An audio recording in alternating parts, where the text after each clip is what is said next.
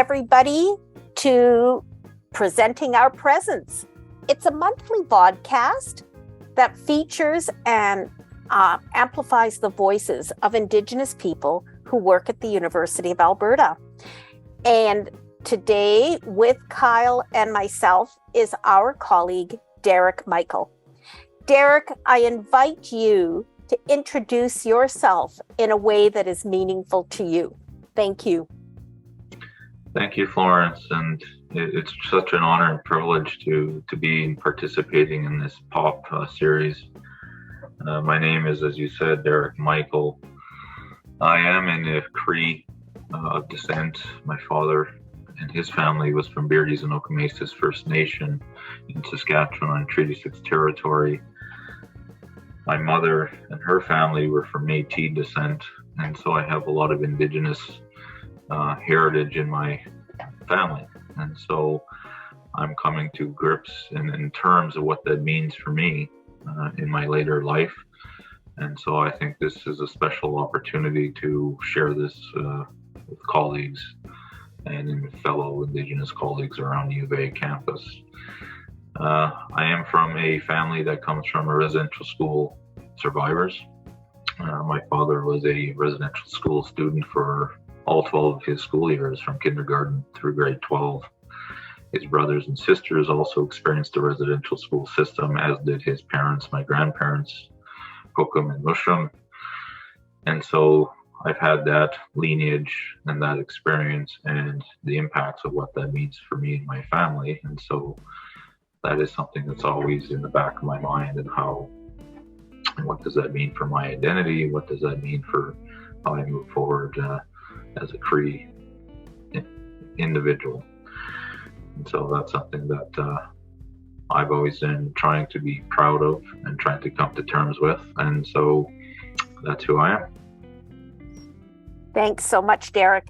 Now, I know you recently accepted a new job at the University of Alberta, and I'm wondering if you could tell us a little bit about the work that you currently do at the university. Yeah, no, thank you. My new role is I'm the director of university development. And so my sole responsibility is to oversee and have oversight and responsibility for pan-university and institutional initiatives in the fundraising development realm. I am part of a bigger external relations development portfolio that is the one central-based development portfolio. We have 7 fundraising units and a donor relations unit, so 7 total, 6 fundraising and 1 donor relations unit. So our responsibility is to stand up and work towards fundraising and stewarding and thanking and acknowledging, recognizing donors who support the university in many meaningful ways. And so we work very collaboratively with many institutional partners, strategic partners, our faculties. We fundraise for all 18 faculties. We fundraise for the institution itself. And so that's what I do in a nutshell. It's a lot more involved than that, but maybe we can build off of that as we continue our conversation. Yeah, thanks, Derek. So a couple of questions come to my mind. And the first one would be, how did you come into this work? You know, this is the kind of work that, in my experience, a lot of people don't come into it knowingly. They come from other careers. It's a career that you really need to assess as to really what you want to do. And I think there's this intrinsic passion or need to assist and help people. You really have this curiosity. How can you change the world, and how can you help facilitate change, affect change with other people? And so I came in from a legal background. I practiced law. I was a lawyer for about 6 years, and then I just needed to change. What else could I do with my legal training, my natural curiosity, my wish to help people, to work with people? What kind of experience are out there to help me do that? And so I had an actual friend of mine who was in this field at the University of Alberta way back, I think it was 2008, and she needed a maternity leave replacement, and I was looking for a change, and so she suggested that why don't I give this a try, why don't first 6 months. And so I tried it, I enjoyed it, and my career just started from there, and it was just very rewarding. And I just continue on from there. Yeah. Yeah, that's so very interesting. Now, I also think there might be a number of our listeners who would wonder, like, why does a university fundraise?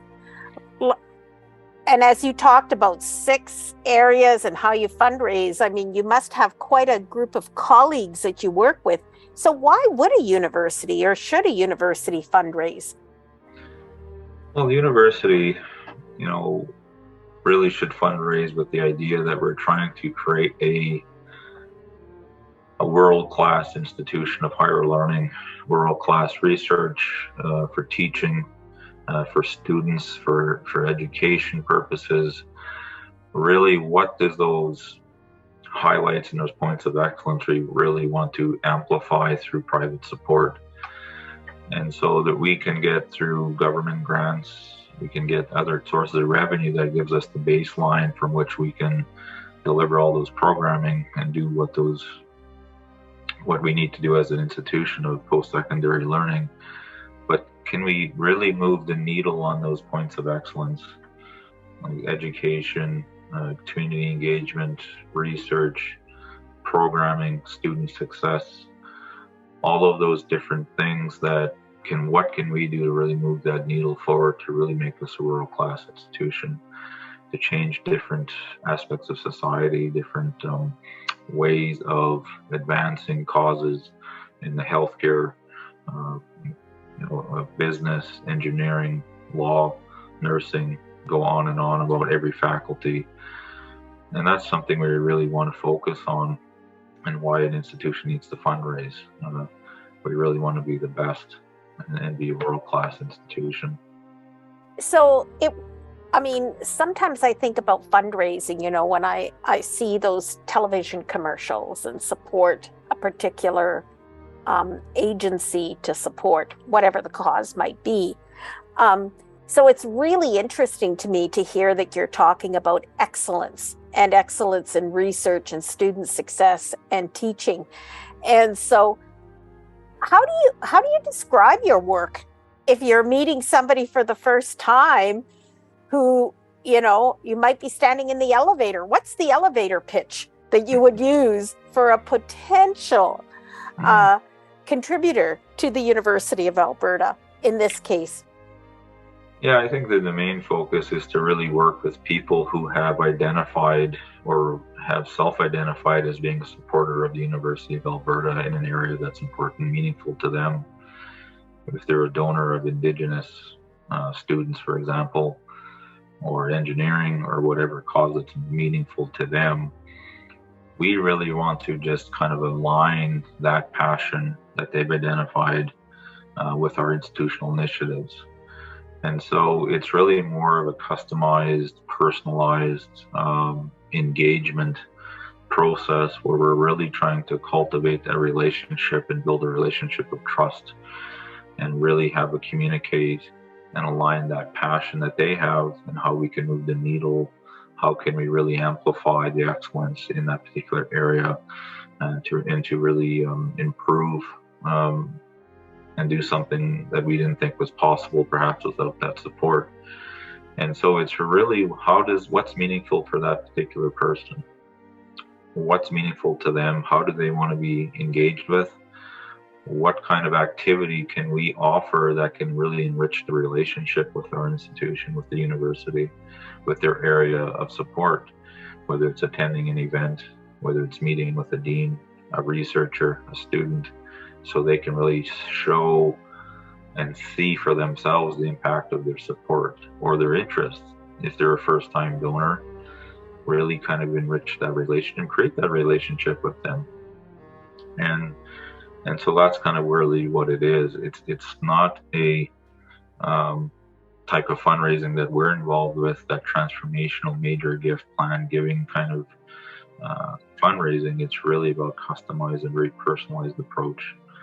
And we're really servicing, allowing us to convey our expertise for the donor's benefit and benefiting the university at the same time. So there's that mutual partnership. We're entering that partnership, a journey together to reach a common cause. And so that's really kind of what it is. So it's not a one message fits all. It's a very customized, personalized approach to it.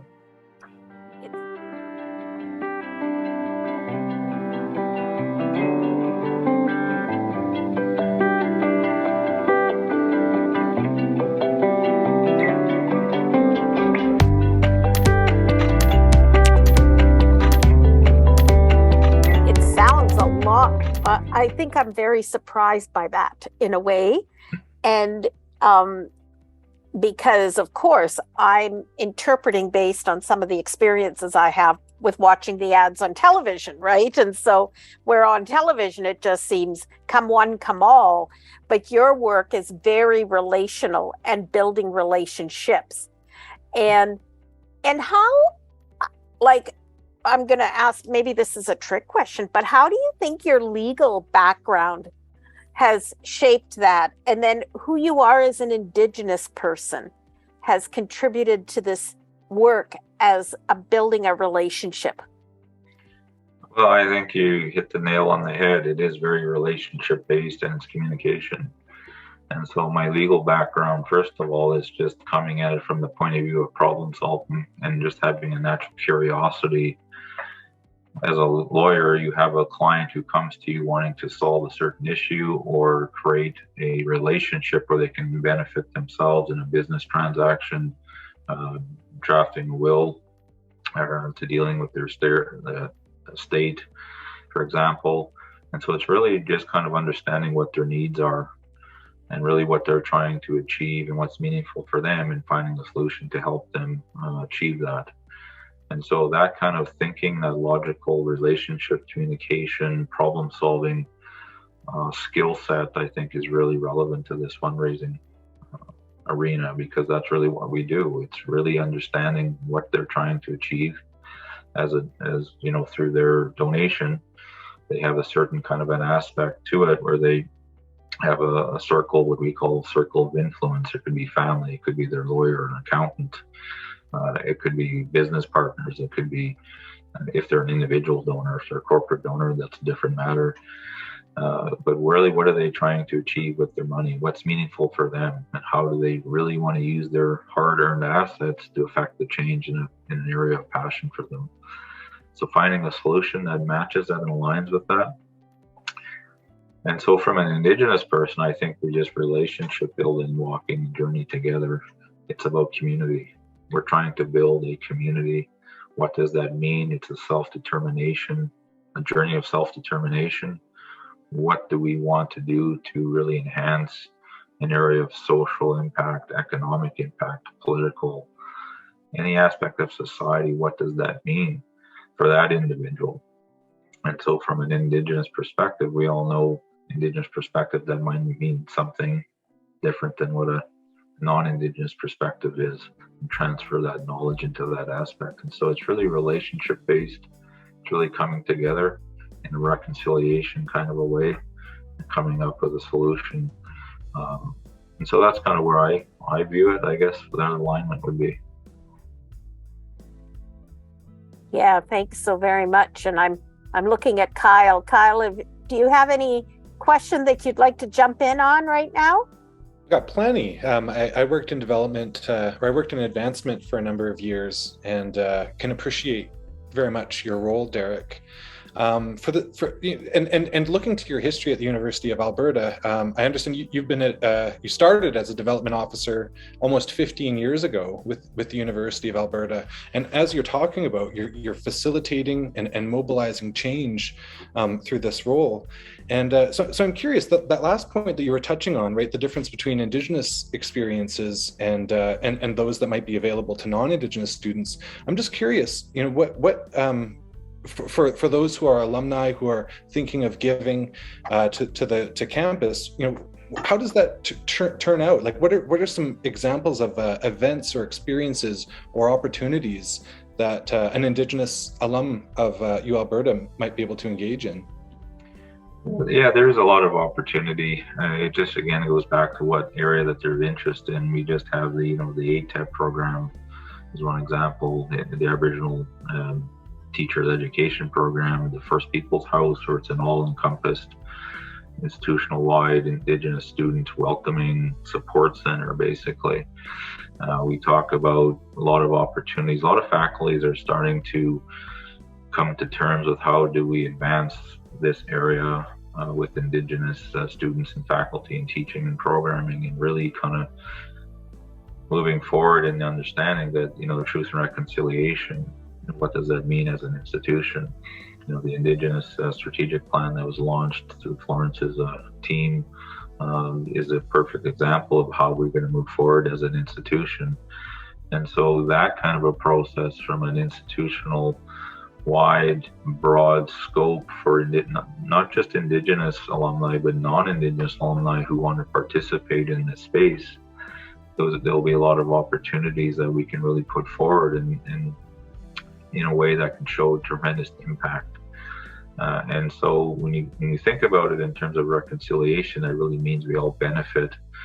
If Indigenous students in the space is really enhanced, everybody benefits by that.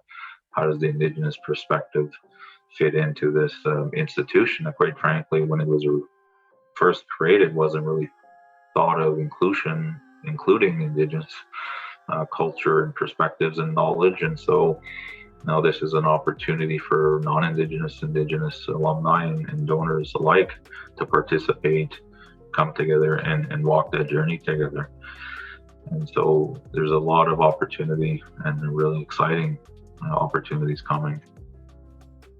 Oh, that's huge. And you're talking about this being an emerging discussion, and it makes me think about those tools that folks in advancement use, right, for evaluation.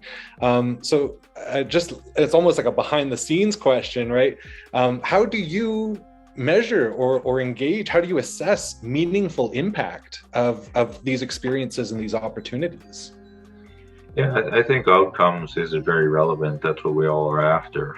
I mean, when a donor and a prospective donor wants to engage in that conversation, they really are looking for impact. They really want to affect change in an area that's meaningful to change in the world, whether it's issues of education, whether it's building the environment or creating a safe, welcoming space for Indigenous students, removing financial barriers for students, whether it's creating a mentorship program, experiential learning opportunities so they can go out in the community and really Indigenous student could better their community, for example.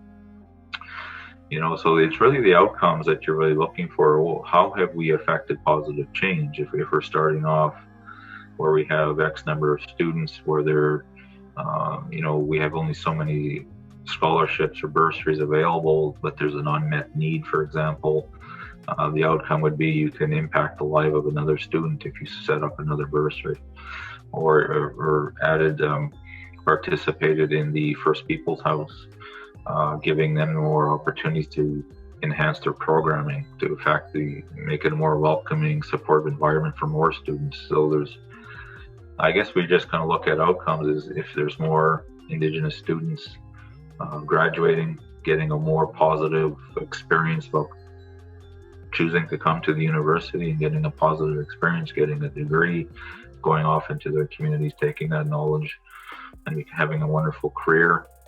We have the more curriculum-based programming now that has incorporated Indigenous perspectives and knowledge systems and cultures. That would be an outcome that would demonstrate success. If there would be more faculty, Indigenous faculty that have holding positions of leadership, that would be a success, because it just means there's more Indigenous people into the system. They got degrees, they kind of went through the process, and they're being elevated to achieve positions of leadership. So there's a lot of outcomes and measurables that would demonstrate success. That's great. Thank you, Derek. Yeah, that's a nice comprehensive answer. I have a bit of a more personal question. So your experience before you ended up at the University of Alberta, I'm curious if that started 15 years ago, or if you have experience with campus before then, and what was it like your first kind of beginnings at the University of Alberta, particularly as an Indigenous scholar, and with the background that you have, and because this might have changed through the decades. So I'm really curious to just what insights you have, the experiences with change over those few decades. I don't think there's any question that the indigeneity on campus today is has increased, without question, from where, even 2008 versus 2022. I mean, just the number of Indigenous faculty, the number of Indigenous programming in various faculties. I mentioned ATEC, that could be e-discovery and engineering, the number of faculties that are in charge of programs, the fact that we have a Vice Provost of Indigenous Research and Programming, Florence. That position was created out of the, strategic plan. Just that, and now the Indigenous strategic plan that has been developed, and now moving forward with that, and just the number of Indigenous students, and it's just tremendous. You can't even even the use of land acknowledgements before meetings. Not even Indigenous meetings, non-Indigenous meetings at the leadership level, just that recognition that we have to acknowledge we're on Treaty 6 and Treaty 7 and 8 territories and traditional lands of First Peoples of Canada, and just having conversations about how we move forward in a lot of different programs and a lot of different aspects of teaching and learning. It's just every faculty now is having these conversations to some degree, from what I understand, or will be. And so, the change has been tremendous, and just it'd be exciting to see where we are in 10 years, in 2012. 2012, and to see where we are, and it'll be great. Just about University of Alberta, what's the reason to give? Like on campus, these 15 years that you've been here, what's the most beautiful thing you've seen on campus? What separates University of Alberta from other campuses? What is it about this university? I think it's just, it comes down to the fact that the people, it's just the community, the relationship, right from leadership on down, is that people are so immersed in this idea of embracing the values of the truth and reconciliation. I mean, I keep talking about the Indigenous strategic plan, that's just one embodiment of that activity. It's not lip service. There's actually activity happening, and not just in the Indigenous space, but in a lot of different ethnic-based spaces as well. Just EDII initiatives across campus, the wide breadth of areas, the 18 faculties, all the great institutes, the international global students that come on campus, the initiatives related to STEM and different minority groups and unrepresented demographics, isthmus and education. And it's just a very caring community that are really trying to impact change. And I think there's a lot of points of excellence. We talk about all the programming, we look at the rankings and all the great programming across campus, the great things that we do in different faculties, but it's really a great community of caring people that want to do better and do more. And so I think other universities are probably to some degree doing the same, but we do it across a wide breadth and scope of areas that a lot of campuses don't do. So Derek, thank you so much for this time together. And we've come to know each other through the pandemic because of the virtual teas. And so your comment about the community and even the presence of who Indigenous peoples are in the last few years since your time on, since you've joined the University of Alberta, certainly has been one of the gifts actually of the pandemic that we've come to know one another. And I was so reminded of that. We're doing, colleagues, to our listeners, we're taping this 1 week after the launch of the Indigenous Strategic Plan. And for me, it just made my heart fill with joy when I saw so many of my Indigenous colleagues at the launch event. And they weren't there as single people. They recognized each other, and like there were humans, even though we had been meeting online, you were there, you knew one another, we knew one another. And so for me, it was so powerful, because our community that started virtually and has been sustained virtually over the last 2 years, almost 2.5 years now, was just a beautiful example of when we saw each other at the launch. So I want to thank you for that and for your conversation to prompt me to remember that. Well, yeah, no, I said exactly the same thing. I mean, I saw some of the people that I see in the virtual teas in person for the first time, and it was just a great experience. It just harkens back to the idea that there is a community of Indigenous staff, scholars, students, faculty at the university, but it was nice to have that community come together with the non-Indigenous community to uplift the Indigenous Strategic Plan, Indigenous community, and that was special, and it was a great event. Yeah, I really enjoyed that. Yeah, and thank you so much, Derek. So thank you for joining us and being a guest on Presenting Our Presence. I am so grateful that you've taken the time to share a bit about your work and the way that you contribute to the University of Alberta community. I know that I have come to meet some of those amazing humans that we call donors, who are contributing to those efforts that you were talking about. I want to thank Kyle for all of his ongoing support of co-hosting and the technical aspect, and really appreciate our time together today. So to our listeners, thank you for joining us for another episode of Presenting Our Presence. Till next time, we'll see you again.